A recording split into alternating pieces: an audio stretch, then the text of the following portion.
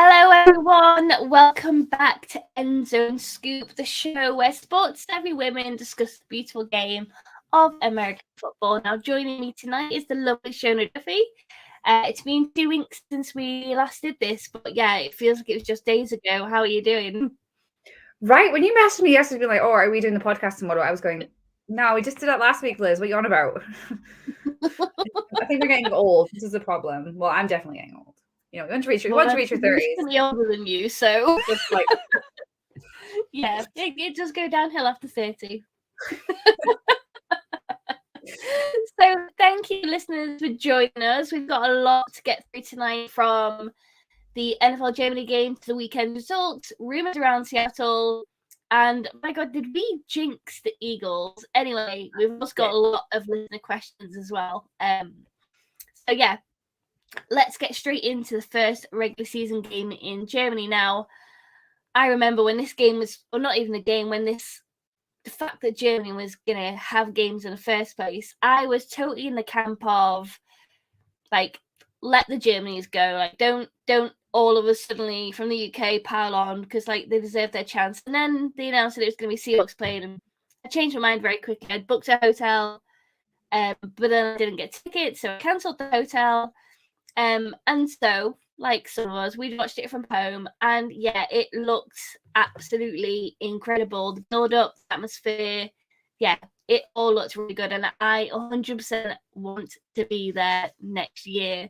Now, for our listeners, you might be wondering where Dana is. Now, she is exploring Europe. She's in Brussels right now, but at the weekend, she was in Munich for the game, and we asked her thoughts on it. So she said, it was amazing. The crowd was so fun, so friendly, and the parties, holy cow, can the Germans drink? I loved every minute of it despite the loss, and can totally understand why the NFL wants to bring Germany into the NFL family. So, Shona, I'd love to hear your thoughts on A, Munich having its day, and B, the game itself. well, I mean, I knew Germany were gonna like totally kill this because they had so many Germans come over when the Seahawks played in London last time. And I was saying like weeks before, it was going to feel like a home sort of game environment for Seattle playing over there. And I just think they've, my God, they know how to drink. Those were like those jugs would have been like the size of my face. Apart from that, the game was great. Obviously, Seattle didn't win. But anyway, so close. We were close. So close. And yeah, I thought like it was such a good showcase, and I think it proves that like the NFL does have room to expand out with just having London games. And I think the commish, Roger Goodell, has already said that he's willing to have at least 4 more games in Germany. So I don't know if it's always going to be in Munich. It would be quite good to like have other cities involved. But I've been saying this about the UK as well with London, and it's always London. So maybe it will just be Munich. But no, I thought it was a great showcase for the sport in Europe. But it's quite funny when you read the stories, the articles back now, because obviously Tampa Bay won. So Brady was talking about how amazing the atmosphere was, how it was so incredible to play in front of these fans. And on the other hand, you got Bruce Irwin going, the pitch was terrible. You're going, yeah, but it did look bad. I mean, it did look bad. Yeah, like I spotted in those first few minutes, I was like, did they all slip then? And Barrett was like, yeah. And quite a lot of people said that's basically how it was for the first game at Wembley as well. So yeah. I think it obviously has more work to do. Obviously, we now have the Tottenham Hotspur Stadium, which is obviously NFL friendly, if that's what you want to call it. It's an NFL purpose stadium. So I think purpose, yeah. I think if they eventually get more games, they could have that sort of similar thing over there.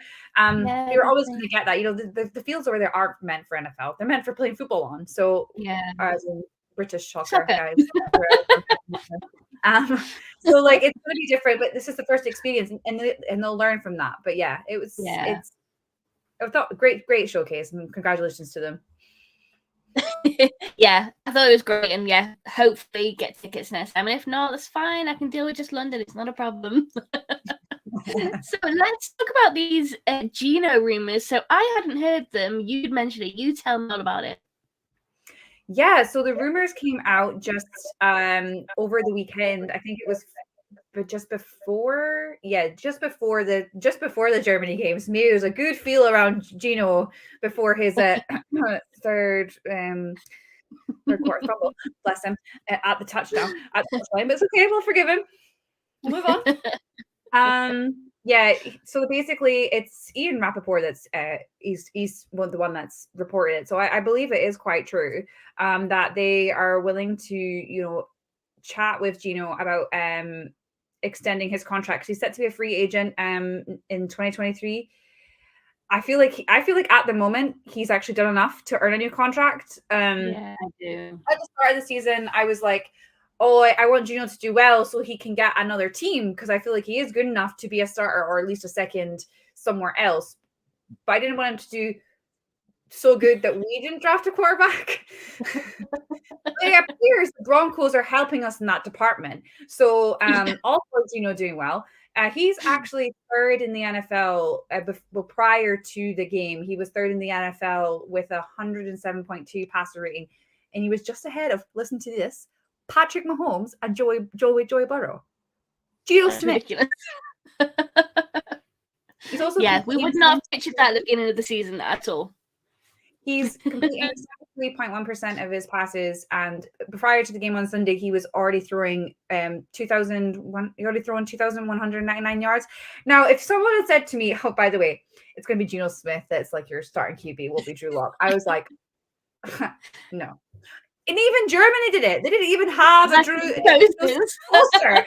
Drew Lock, like a massive Drew Lock poster. They were like, "Yeah, this kid's clearly going to be their quarterback." Yeah, like come on, they could have reprinted those. To be honest, I think he's proved his worth. He obviously, it was between him and Locke in the off season. He proved to Pete Carroll that I'm your guy, and he's gone with it. And I think he's done really well. Like he obviously still has things to improve in his game, but but I cannot believe that his stats this season. Like it actually shocks me. Like we all said at the beginning, like we thought this was very much going to be a rebuild year, and whilst it still is to an extent, like this is not the result, or at least not the progress I was expecting at all. Like, this is amazing. I mean, we're still top of the NFC West. Yeah, and our division's weird anyway. Like the Rams are bottom. Super Bowl are bottom. The Super Bowl reigning champions are bottom of the NFC West. It's like I'm sure Dana said that before, though, where there's like a little bit of a almost like a Super Bowl hangover. Yeah, but they still have a really good team. Like, they've added Bobby Wagner to the defense, for goodness sake. Like, I don't know. Maybe it is a wee bit. But I actually was on another podcast last week, and we were talking about like teams that we were, we were confident weren't going to make the playoffs. And like we ruled out some teams really quickly, like, the Texans. But we actually spoke in length about the Rams because at the minute, they're not making the playoffs. No. Which is weird. Crazy. Anyway, crazy. NFC West is back to being crazy, y'all. It's always fun in the NFC West. Yeah, always. Well, Sunday was a long day for NFL fans. I mean, God, poor people in America who woke up at 6. People in Seattle wake up at 6:30 in the morning to watch the NFL. That's wild. But it was another crazy week, wasn't it? I mean, the Bears-Lions game, the Dolphins are on fire, Titans-Broncos was quite a game. The Bills-Vikings game, I was literally screaming at the TV. There's just so much was going on. What were your thoughts? Was there any particular like highlights for you? I mean, the fact that the Lions beat the Bears by 1 point. I mean, that's like it's so exciting for the Lions because they've not done very well so far this season. Although they have beat like some really good teams. Like I'm not saying the Bears are amazing, but it's a rival for them. So, but Fields still looked to be quite good in that game, which I think that was quite interesting. Despite the loss, he took 13 carries, 147 yards, 2 rushing touchdowns, and he went 12 of 20 for 167 yards and 2 touchdowns through the air. So like he did have a pick 6, and even though they did lose the game, that's pretty good for your rookie quarterback to come out still looking like pretty good, even though you have lost it by a point, which is devastating. Yeah, I agree with the Vikings. What is going on? Like Kirk Cousins has all of a sudden became this like sugar daddy and this pimp with all his necklaces. You know, it looked like he was like the guy who would take your daughter home by now. And now he's like, nah, I'm keeping her out till next week. Yeah. That was interesting. The Dolphins, obviously, they're coming back. Like Tua is back from his. Obviously, we spoke about in length at the start of the season. His injuries, concussion protocol, but he's proving once again that he's flawless, and he needed to do this season because obviously I don't think they franchise tagged him. I'm sure Dolphins fan will tell me if they have or not. But obviously he needs to prove his worth, and I see him totally getting them into the playoffs with how he's playing at the minute. Yeah, I think that was. Oh, I mean, the Broncos lost again. I mean. Yeah, they put all their eggs in one basket, but then realize that they have this head coach, Nathaniel Hackett, who has no idea. And I'm like, And then Russell Wilson was sacked 6 times. So, the guy left Seattle because he wanted an O-line, thought he got it, thought he would get it, and he hasn't. Well, here we go. Thanks. Not protection. Yeah, okay. He doesn't need to be tied until 2024. Perfect. There we go. He is proving his worth. So I mean, I don't really know what is going on at the Broncos, but I think Hackett will be out of a job by the end of the season. I'm putting that prediction out there right now. It needs to be before then, if I'm being honest.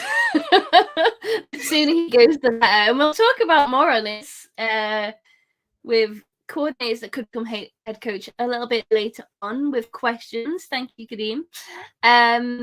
In fact, let's get straight into one of the listener questions. So this is from Sai. Actually, he's got 2 questions. Vikings beat the Super Bowl favorites. Can they win it all? And what went wrong for the Bills? I don't know if anything necessarily went wrong for the Bills. I feel like the Vikings right now are just on this like amazing run. You've got NFL.com predicting that they're maybe the second best team in NFL at the minute, purely because they're now, is it 8-1? They are 8-1, and Justin Jefferson's having the time of his life. Let's be honest. I'm still not a huge like Kirk Cousins fan, even though I was having a joke about him with his necklaces. I still think he's a bit beige. But purely, I think the Vikings are the ones to watch. They got it right in the draft, and Dana's very, she would talk about this in length more than I would. They drafted well, and they've got really good players on their team that works around it. And then when they had that blip against the Eagles, people were like, "Oh yeah, same old Vikings," but they've came on this massive run, and I don't think you can write them off. Yeah, I agree. And let's talk about last night's game and the Eagles. So 2 weeks ago, we were chatting about their fixtures and how we felt like, they had a pretty easy run coming up. And yet, the Washington Commanders have ended their undefeated record. Now, that is not something we expected, was it? Oh my God. I feel like now that I spoke about the Vikings, I'm probably going to jinx them in 2 weeks' time. So basically, I can talk about any team on this podcast. Yeah. The Commanders have came into a good run of form. Their quarterback threw for 211 yards. And the Eagle turned the ball over 4 times, one more from their more than their total from the first 8 games. Again, Jalen Hurts did, like Sean, despite the defeat, passing for 2 touchdowns and rushing for another. So they've got positives, but things just weren't working out for the Eagles. And you sometimes think that when teams are on this streak of winning games constantly, people tend to then work them out. I did not think it would be the Washington Commanders. But it is. And yeah, I think Ron Rivera, this lovely speech afterwards. His mom had recently passed away, so he was speaking about how he dedicated the game to his mom, and that was so lovely because it's you kind of want to hear that a wee bit.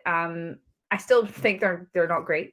They're ranked 29th on the I mean, they're 18th now, I would say, going into like a power week, because obviously they beat the Eagles. But the week before they were like 9th, because they're 5-5. Their starting quarterback Carson Wentz, that's just been an absolute disaster. I think that guy might need to retire.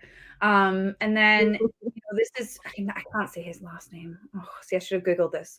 Taylor Heineke. He was on the plane looking like Kirk Cousins. So people are getting on. I saw that video earlier. This is his team. He's put a stamp on it. This Commanders team, which is going through a lot of stuff with their owners and everything like that. They want to sell, and then the lawsuit coming in. They've got a lot of things going around them. But I'm such a fan of Ron Rivera. I always have been. I think he's a fantastic coach. This is the young guys team. He's a 3-1 as a starter since taking over. So kudos to him. Yeah. We've got a listener question from Bradley. He asked, what has truly turned Washington's season around? And I suppose it's a fact of many of these things. Well, for starters, for the guy I just said, Taylor. Yeah. Him. Heineke. She's got this. They were 2-4 entering to week 7, and then when he came in, he's now 3-1, as I said, as starter. So it's taking over with the win of Green Bay, Indianapolis, and now the Eagles. Green Bay obviously aren't the same sort of juggernaut as they have been, but that's If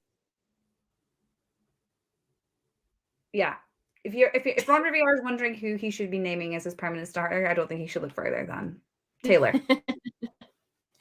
Now, we have been inundated with questions in the chat. Hello, Kadeem. It's been a minute. I hope you're doing well. The first question he asked was, how would you fix the Green Bay Packers and Las Vegas Raiders? Are they failing scheme-wise, roster development, and where would you go in free agency and the 2023 draft? Well, I don't really know where to start with the Eagles, to be honest. I mean, we spoke about at length before about I spoke at length before on another podcast about, is it time for Rodgers and Brady to retire? Brady's now got divorced and is like, hell yeah, free man. So he's upped his game a wee bit. Rodgers, on the other hand, he seems to think that it's easily simplified to rectify their problems. I don't think it is. I think he is massively missing Adams. I think Adams is massively missing him because he's obviously at the Raiders now. I think that was such a good partnership for them. I don't really feel sorry for them either.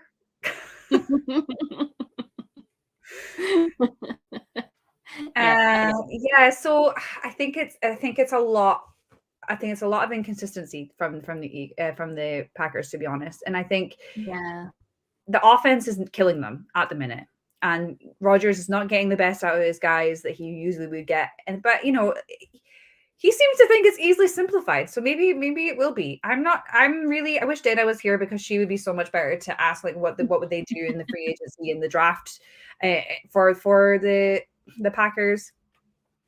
Yeah, but their offense is a bit snooze fest at the minute. Is what is the best way I would describe them.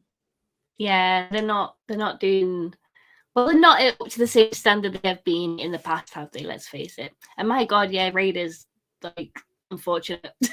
Well, I mean, I heard a rumor. I'm hoping this is just a rumor, and maybe somebody's just taking the P155 out of me on Twitter, that they are actually going for a high school coach now because of how well it's worked for the dude that's Jeff Saturday. That's now Jeff Saturday. Yeah, is he the Packers? No, where's he gone? Colts. Yes. Oh my God, Colts. Yeah, he's gone to Colts. Yeah, he's this guy nobody's heard of. Literally no one's heard of him. He's now got a head coach job at the Colts because they've tanked Frank Reich, even though he had a winning record. Anyway, that's for another podcast. And now the Raiders are like, oh, it's worked there. Let's do it. I'm like, oh God, no.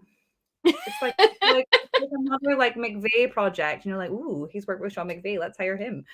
Yeah. Where do I think it's gone wrong? I don't know, but you can't keep blaming the coaches.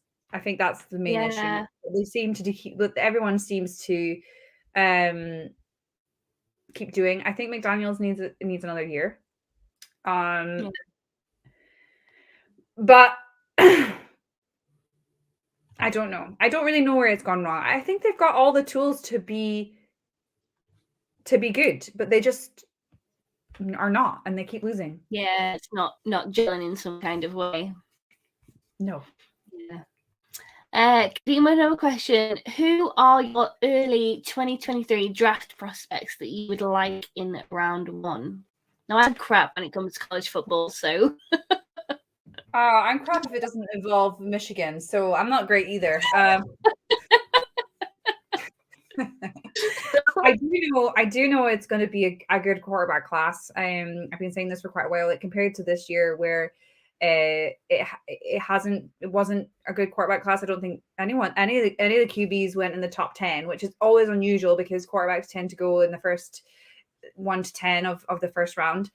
I think the two you need to look out for is CJ Stroud, which is Ohio State, and Bryce Young at Alabama. I'm sure our old pal George would love me mentioning him since he's a massive Alabama fan. Yeah, I think those two are the two quarterbacks that you could see go pretty early in the draft. So Denver, please keep losing.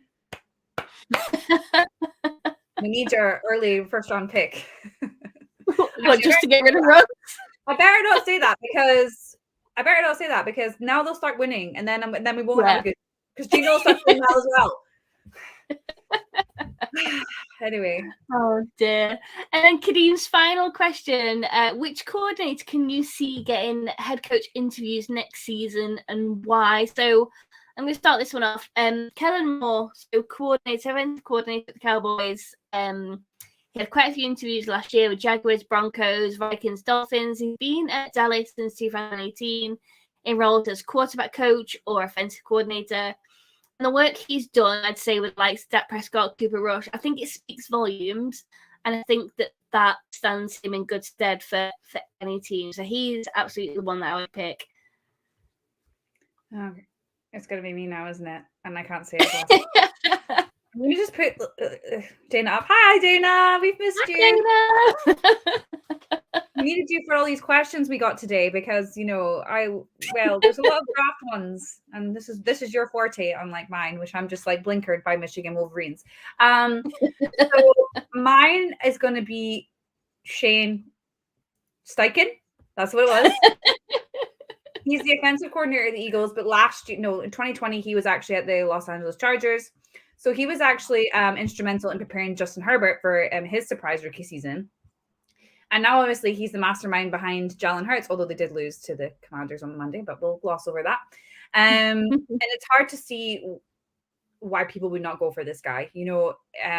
He's got a record of, since he took over the play calling at the Eagles, he's got since he took over play calling duties in general, he's 10-3 record, 5 in offensive efficiency, and he's basically the unsung hero of the Eagles. So I wouldn't be surprised if a lot of people did head for him. God, I'm losing my plot. This is where I need Dana. But yeah. But he's the Eagles offense is actually only behind Miami, Kansas State, and Baltimore in terms of efficiency. So it's not hard to see why their approach, which helps Hurts and the Eagles fill into the system that they're all believing in, that this guy is behind it all. Because the offense is still, as I said, even though they lost, the offense was still incredible. Ish against the Commanders. So yeah, I could see him getting a lot of interviews. And just for like old time's sake, Eric Bieniemy, come on, man, get a head coach job. What a name. Looking away from him a little bit, I'm afraid, but he does a stellar job at the Chiefs. But that guy I don't see why he doesn't get a head coach position, or at least an interview. Someone must be. Someone must be. Come on, I'll argue him. Well, that won't work. I don't own a team. I'll pretend I own a team. That'll work. Yeah. What's your team called, Shona? I'm the new owner of the Las Vegas Raiders, and I'm hiring the head high school coach because it works for Jeff Saturday. Amazing, love it. Well, yeah, I think that is it from Shona and I this week. We, as always, would love your thoughts. Come say hi to us on Twitter. We are at EndZoneScoop. Yeah, thanks for listening. Thanks for joining us. We appreciate you. We'll see you again in 2 weeks' time.